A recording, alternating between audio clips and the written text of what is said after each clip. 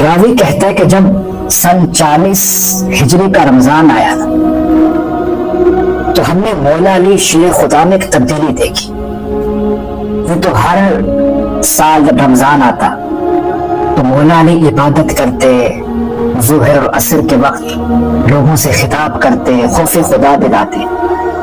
لیکن جب سن 40 ہجری کا رمضان آیا تو مولا علی کے اندر ایک تبدیلی آئی.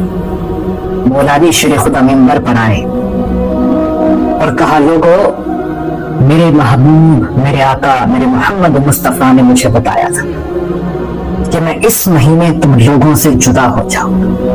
بس یہ جملہ نکلنا تھا کہ چیخ و پکار شروع ہو گئی.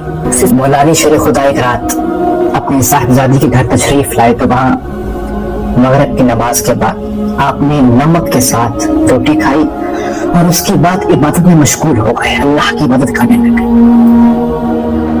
اور آپ ہر کچھ دیر بعد باہر نکلتے، آسمان کو دیکھتے. آپ کی صاحبزادی نے دیکھا تو کہا، اے علی شیر خدا، میں نے آپ کو کئی بار دیکھا عبادت کرتے ہوئے، لیکن اس بار کچھ معاملہ الگ ہے. مولا علی نے کہا کہ تم اپنے والد کو جانتی ہو نا، کہ تمہارا والد دنیا کا بہادر انسان ہے. کہا جی بابا، سب جانتے ہیں.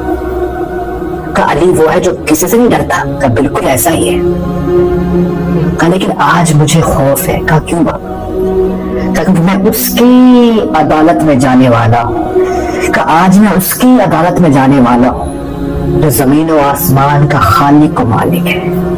علی کو صرف اس کا خوف ہے بس.